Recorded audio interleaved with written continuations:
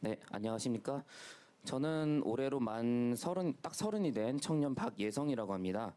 예, 저는 세간에서 말하는 은둔 고립 청년 생활을 냈고 지금 이를 벗어나려고 하고 있습니다. 예, 최근에 언론에서 이런 말이 나오고 있죠. 은둔 고립 청년이 매우 많고 한 추정치로 60, 80만 낸다고 하는데요. 이것도 제대로 집계가 된 게 아니라고 하네요. 네, 이것은 국가적 손실이다, 이자 낭비다라는 말이 많이 나오고 있습니다만 이들이 왜 발생했는지에 대해서 원인 파악이 미흡한 것 같습니다. 네, 이것에 대해서 진지하고 어떤 면에선 불편하지만 과거와 지금도 사회에 만연해 있는 폭력의 얘기를 안 할 수가 없습니다.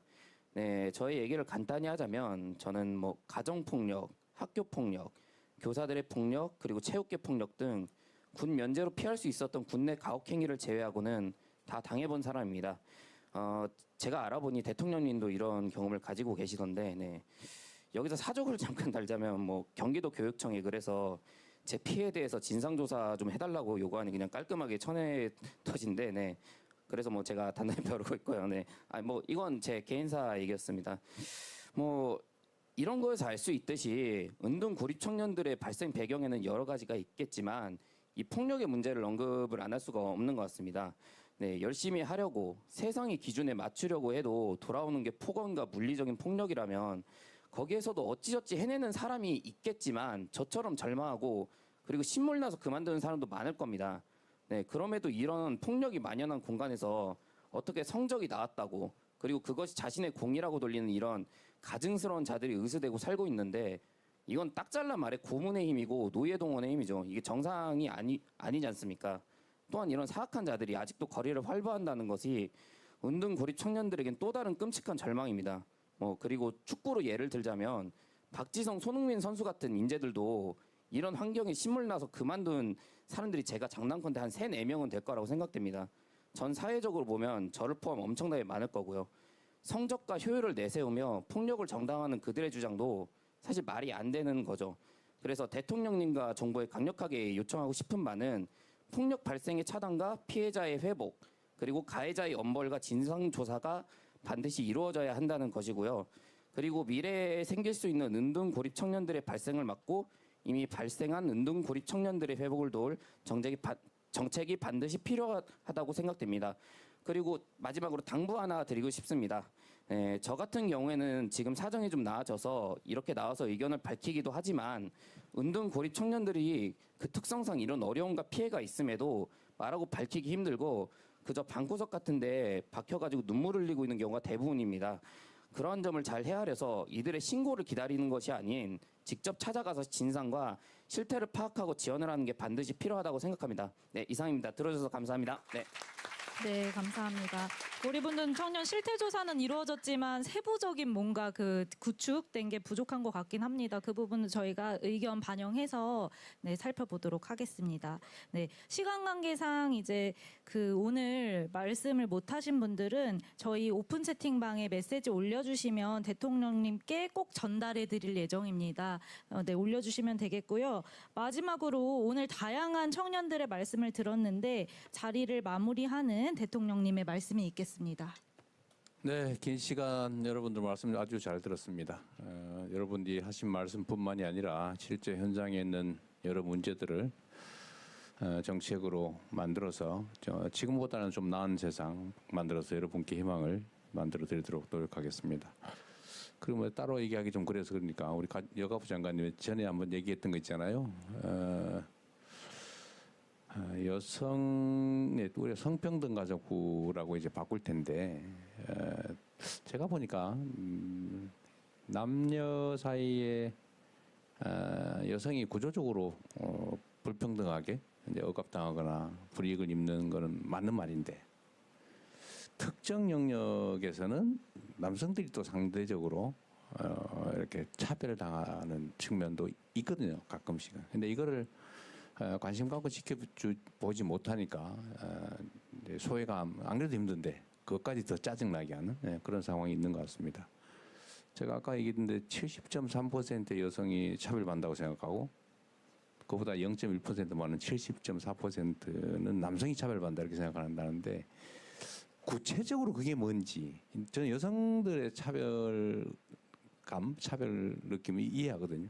워낙 많이 연구돼 있고 언급돼 있는데 남성들이 차별받고 있다. 대체 몇 가지 뭐 아는 것도 있고 짐작되는 바가 있긴 한데 구체적으로 이게 꼭 몇 가지 사례 때문만은 아닐 것 같은데 뭐 종합 토론을 하든지 아니면 뭐 어쨌든 조사를 하든지 해서 구체적으로 그게 뭔지 그건 어떻게 시정할 수 있는지 그거를 한번 전체적으로 한번 알아봐 주시기 바랍니다. 어쨌든 청년들에게 희망이 있는 사회라야 그 사회가 지속적으로 성장 발전할 수 있습니다. 청년은 보통 우리의 미래라고 말은 하는데 실제로는 미래라기보다는 현실의 소모품처럼 취급되는 측면도 있는 것 같아서 참으로 안타깝게 생각하고 지금부터라도 조금씩 방향을 바꿔서 청년들이 희망을 가지는 그야말로 미래가 있는 대한민국을 꼭 함께 만들도록 하겠습니다. 수고하셨습니다. 감사합니다. 네, 대통령님 말씀 잘 들었습니다. 감사합니다. 저희 마지막 순서는 대통령님과 기념 촬영이 있겠습니다. 네, 사진 찍기 전 국민의례가 있겠습니다. 몸이 불편하신 분들은 자리에 앉아 함께 해주시기 바랍니다. 모두 단상 위의 태극기를 바라봐 주십시오. 국기에 대한 경례.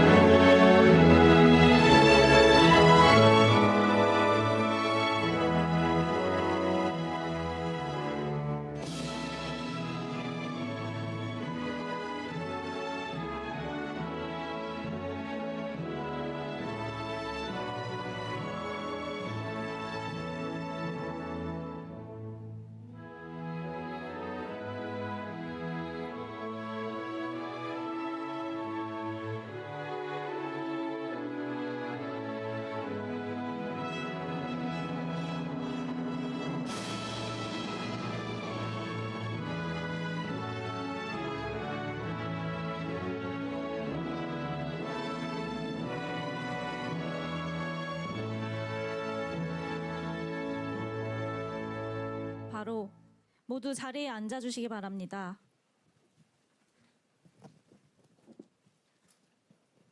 오늘 행사에 와주신 여러분 너무나도 환영합니다. 안녕하세요. 저는 오늘 사회를 맡은 대통령실 청년 담당관 최지원입니다. 반갑습니다. 오늘 행사는 대한민국의 현실과 앞으로 나아가야 될 방향에 대해 청년 여러분의 진솔한 이야기를 듣기 위해 마련되었습니다. 진행 방식을 먼저 안내드리겠습니다. 오늘 행사는 총 3개의 세션으로 구성되어 있는데요. 첫 번째, 두 번째 세션에서 5분의 청년 여러분의 발제를 먼저 듣고 이에 대해 토론을 함께 진행합니다. 그리고 마지막 3번째 세션에서는 주제에 구애받지 않고 자유롭게 청년 여러분과 토론하는 시간을 갖도록 하겠습니다. 3번째 세션에서는 특히 저희가 여러분께 사전에 오픈 채팅방 링크를 보내드렸습니다. 그쪽에 의견을 올려주시면 됩니다. 그러면 주신 의견들을 화면에 띄워서 선택하는 방식으로 토론을 진행할 예정입니다. 저희 한 가지 더 중요한 사항이 있습니다. 대통령님에 대한 궁금한 점도 많이 있으시겠지만 저희 단순 질문이나 개인 민원보다 오늘 다들 어렵게 모이신 만큼 현장에서 체감하시는 어려움 또 청년들이 이를 해결하기 위해 정부가 앞으로 어떤 방향으로 나아가면 좋을지 함께 제안해 주시면 더 의미 있는 행사가 될 것 같습니다. 그렇다면 지금부터 2030 청년 소통 공감 콘서트를 시작하겠습니다.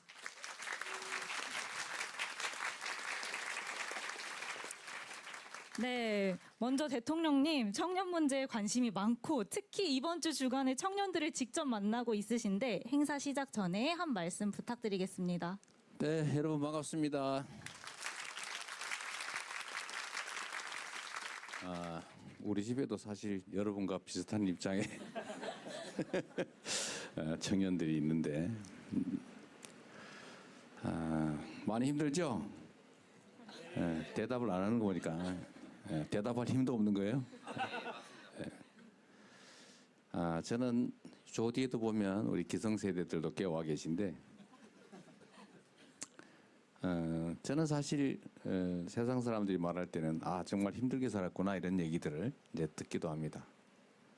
그런데 요즘의 청년들과 제가 살아왔던 청년 시절을 비교해 보면 명백하게 요즘 청년 세대들이 훨씬 더 어려운 상황입니다.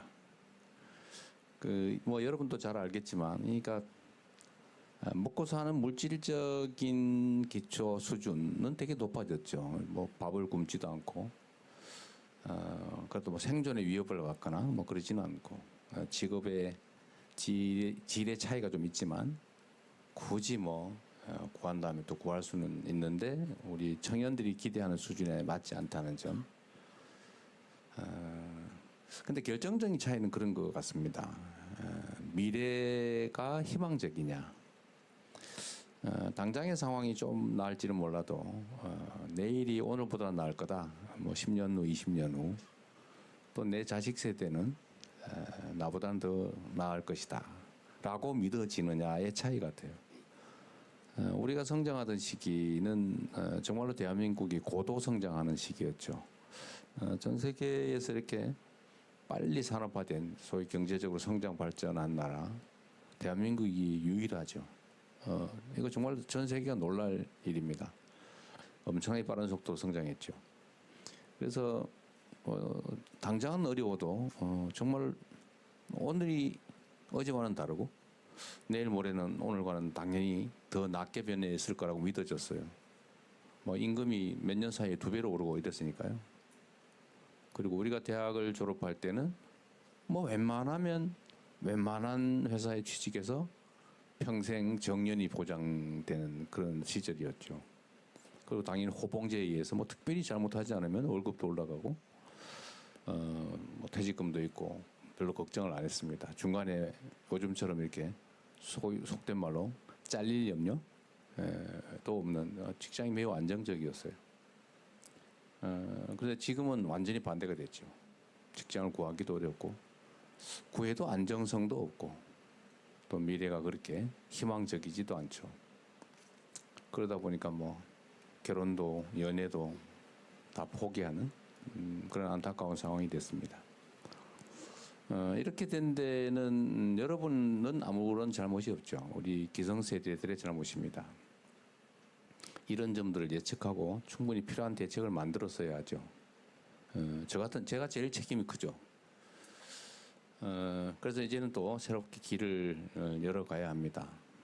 그래서 새 정부는 이제 고난이 좀 생겼기 때문에 새 정부가 해야 될 길은 기회를 많이 만드는 거예요. 모든 문제의 출발점은 거기 있다고 봅니다.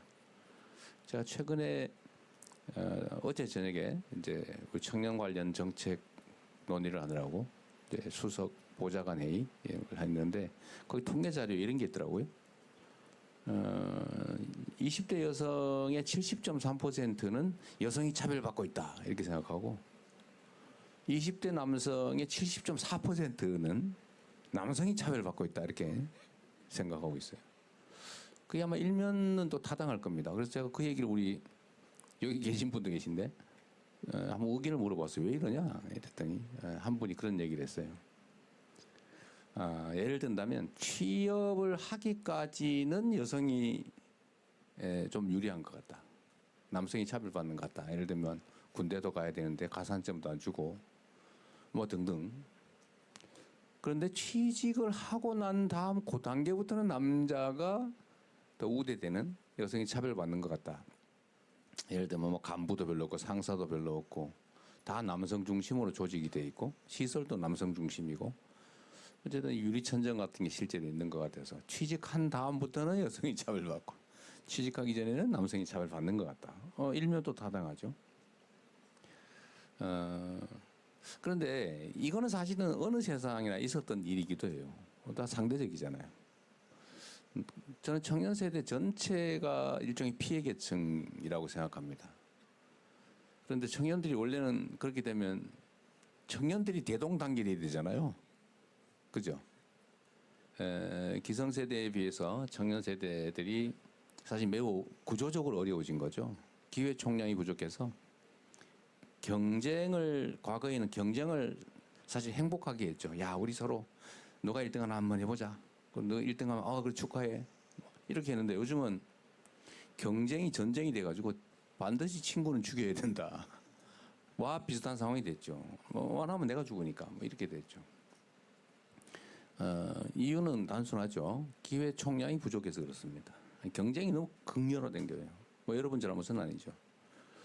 그래서 이 작은 기회의 구멍을 통과하기 위해서는 온갖 기묘한 기술을 다 배워야 되는데 다른 사람이 통과하면 나는 통과할 수 없는 상황이기 때문에 정말 잔인하게 경쟁이 아니라 전쟁을 하게 됐고 그러다 보니까 정말 가장 가까워야 될 청년 세대들끼리 특히 남녀가 이 편을 지어 다투는 괜히 여자가 남자 미워하면 안 되잖아요. 여자가 여자를 미워하는 거 이해하는데 그럴 수 있잖아요, 그죠?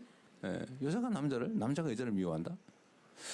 이게 상상하기 어려운 그러나 참으로 안타까운 일이 현재 벌어지고 있죠. 지역적 갈등도 심하고 세대 간 갈등도 심하고 남녀 간 갈등도 심하고 여하튼 갈등이 심해요. 이 모든 문제의 원천은 기회의 부족이고 기회의 부족은 저성장으로부터 오는 것이고 이 저성장은 사실 매우 구조화된 측면이 있고 이제 악순환이 되기 시작한 거죠. 인구가 줄어드니까 성장 잠재력이 떨어지고 성장 잠재력이 떨어지니까 현실 성장률이 떨어지고 성장률이 떨어지니까 기회 총량이 줄어들고 그러니까 더 좌절해서 결혼 안 하고 아이 낳지 않고 계속 악순환이 되고 있습니다. 이 악순환을 이제 전환을 해야죠. 기회를 만드는. 그래서 새 정부가 또 저를 포함해서 전부 다 성장 노래를 부르는 이유가 사실 여기에 있습니다. 그러니까 여러분께도 함께 더 많은 기회가 있는 그런 새로운 세상을 향해 같이 가도록 하자. 그리고 저는 이게 가능하다고 믿어요. 대한민국 국민들은 위대한 국민들이죠.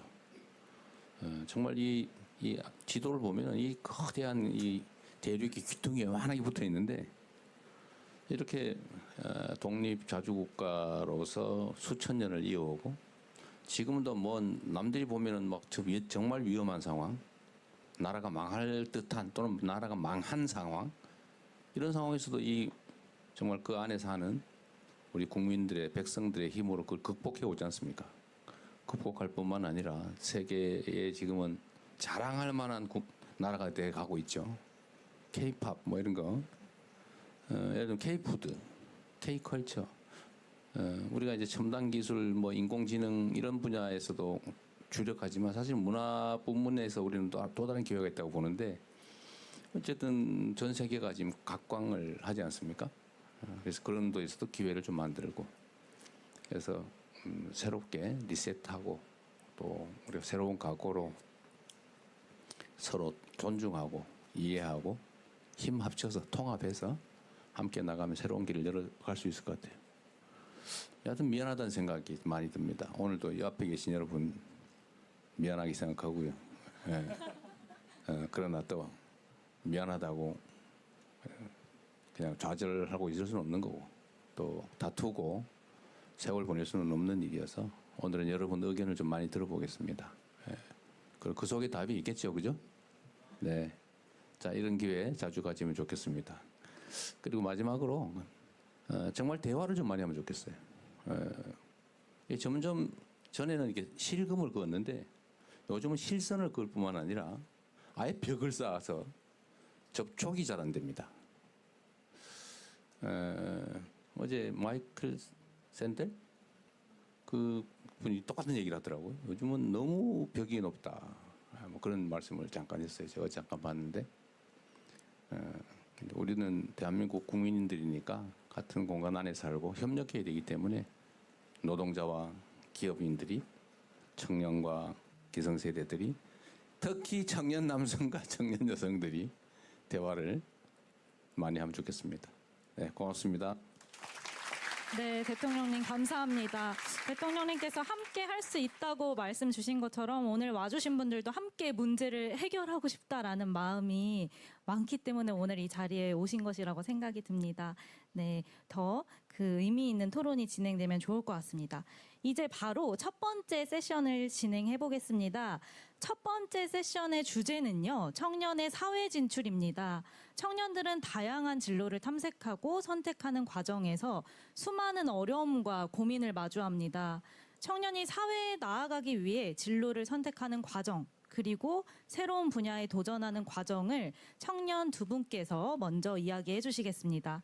첫 번째 발제자는 우리에게 익숙하면서도 낯선 재료에 새로운 생명을 불어넣어 주시는 분입니다. 청년 목수 김연서님을 모시겠습니다. 박수로 맞아주세요.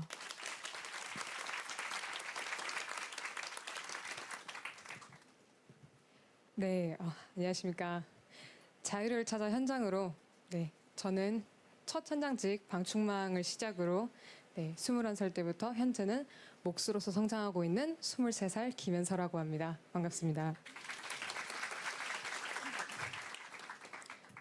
처음 마주한 현장직인 방충망 사업을 시작했을 땐 제게는 그게 단순한 일이 아니라 즐거움이었습니다. 처음의 목표는 사업성과 색다름으로 시작했지만 책상 앞에 답답한 일상을 좀 벗어나고자 자유롭고 역동적인 현장에 있다는 것이 너무 행복했고, 이상하게도 오늘도 출근이네 라는 생각은 전혀 들지가 않았습니다. 오히려 빨리 나가서 일하고 싶다는 마음이 앞섰습니다. 그러다 보니까 현장 기술에 더 빠져들게 됐고요.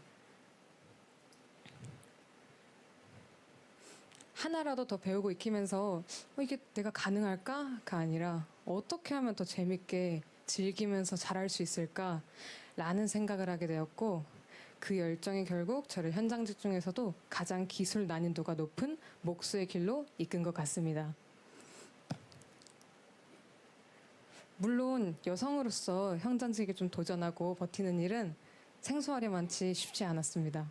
때로는 좀 편견 어린 시선을 받기도 하고 체력적으로 부족하다는 말도 많이 들었었습니다. 하지만 그럴수록 저는 편견을 깨고 싶었고, 더 해내어서 많은 이들에게 어린 여성 혹은 청년들도 해낼 수 있다는 걸 좀 보여주고 싶었습니다. 자유롭고 역동적인 현장이 저를 좀 움직이게 했고, 시작하기 전엔 생각지도 못했던 기술의 정점이라는 그런 열망이 저를 매일 성장시키고 있습니다.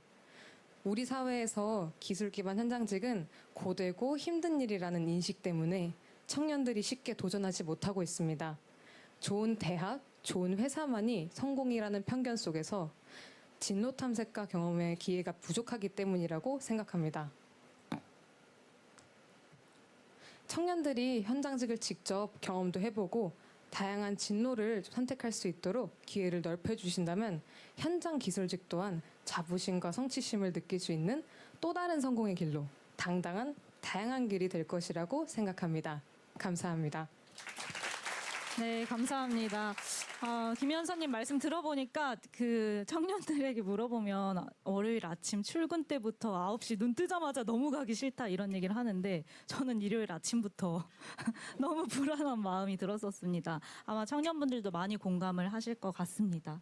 다음으로는 저희 이어서 강원도 홍천에서 청년들을 위한 새로운 플랫폼을 운영하는 사업가를 모셨습니다.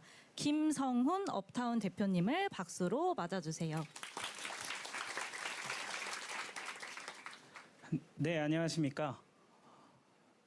저는 세상에 없던 컨텐츠로 사람과 사람을 연결하고 있는 주식회사 업타운의 대표 김성훈입니다. 네. 감사합니다. 저희 업타운은 청년들의 외로움과 고독에 대한 고찰에서 시작했습니다.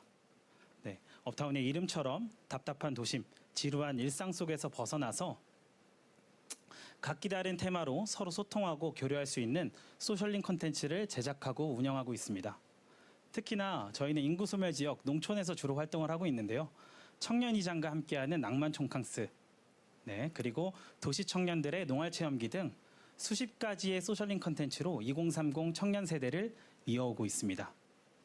네, 그리고 홍천에서는 평균 연령 70대 깡촌에 20대 청년 수만 명이 몰려오는 힙한 농촌 청년마을 왓썹타운도 함께 운영하면서 지역의 활성화를 새로운 모델로서 만들고 있습니다. 네. 말씀 중에 죄송하지만 대통령님, 그 강원도에 한번 오시면은 청년들이 어떻게 농촌을 바꾸고 있는지 한번 에너지를 보여드리고 싶습니다. 그때 안 오셔가지고. 저기 말고 딴 강원도. 저기 와봐달라. 네, 이 말이죠. 다음에는 홍천으로 와주시면 알겠습니다. 새로운 모습 보여드리겠습니다. 네. 오늘은 청년들의 입장에서 사회에 진출할 때, 또 창업에 도전할 때 정부 지자체에 원하는 역할이 있을 것 같아요. 그런 이야기들을 해보고 싶은데요. 저는 다양한 청년들을 만나다 보니까 관계, 소통 측면에서 좀 집중을 해봤습니다. 청년들이 창업에 도전할 때 실제 필요한 것들은 저는 돈보다 사람이라고 생각합니다. 수백만 원의 초기 창업 비용보다 창업에서 더 속도를 낼 수 있는 것은 팀원 한 명, 멘토 한 명, 그리고 지역의 신뢰 한 다발이라고 생각합니다. 하지만 청년들에게는 이런 사람을 만날 수 있는 관계 인프라가 매우 부족합니다. 특히나 만난다 하더라도 시간, 돈, 그리고 명분이 없어가지고 그 타이밍을 놓치게 되는 것이죠. 그리고 두 번째는 공공과의 일상소통에 빈틈이 있다고 저는 생각합니다. 청년들이 공공과 정부와 소통할 수 있는 창구는 많습니다. 그렇지만 대표성을 띠는 몇 명의 소수 의견, 그리고 개인의 민원 위주로 흘러가고 있고, 이러다 보니까 평범한 청년 다수의 하루, 그리고 경험, 문제들이 정부의 정책 과정에 데이터로 쌓이지 못합니다. 이러다 보니까 결과론적으로 청년들이 현장에서 체감하는 이슈들이 정부의 제도 개선으로 이어지지 않는 것 같습니다. 네. 그래서 저는 오늘 정부의 두 가지를 제안하고자 합니다. 첫 번째는 관계 바우처입니다. 청년들이 매달 소액이라도 만남, 그리고 모임, 그리고 연애, 혹은 창업 해커톤 등 직접 사람을 만나는데 정부에서 지원해 주시면 감사하겠습니다. 네, 두 번째는 정부에서 직접 공공 청년 소통 플랫폼을 만들면 어떨까 생각해 봤습니다. 지금의 소통 창구는 청년들에게 너무 허들이 높고 솔직히 보수적입니다. 딱딱합니다. 그래서 지금 대학생들이 많이 사용하고 있는 에브리타임, 직장인들의 블라인드처럼 조금 라이트하게, 가볍고 편안하게 청년들이 공공과 소통할 수 있는 그런 플랫폼을 만들어 주십시오. 네. 실명 인증은 하되 댓글이나 게시물들은 익명으로 하고, 그리고 청년들의 관심이 많이 가지고 있는 주거, 취업, 창업, 그리고 정신 건강, 일상 등은 카테고리를 만들어서 생활 이슈들을 수집하고 토론할 수 있게 하면 좋을 것 같습니다. 그리고 저희 청년들은 대통령님 온라인이 편합니다.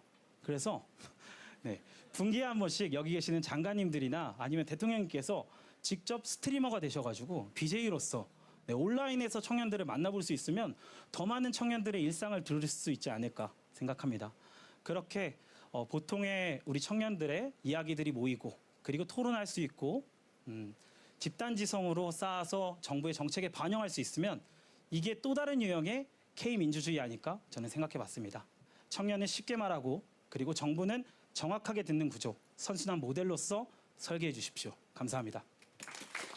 네, 김성훈 대표님 감사합니다. 돈보다 사람이라는 문장이 좀 기억에 남는데요. 청년들을 위한 지역사회 플랫폼을 만드는 과정에 대해 유익한 의견을 들어보았습니다. 지금부터는 이 두 청년 여러분들의 발제를 듣고 여기 계신 참여자분들, 청년 여러분들이 생각하시는 바와 정부에서 이런 방향으로 나아갔으면 좋겠다라는 점을 자유롭게 이야기하는 시간입니다. 그리고 시작하기 전에 오늘 각 부처 장관님들도 오셨습니다. 뒤쪽 중간에 손 한번 들어주시겠어요? 네, 부담스러우실 수도 있겠지만 장관님들과도 함께 논의해 주시고 필요에 따라 마이크를 넘겨드리도록 하겠습니다.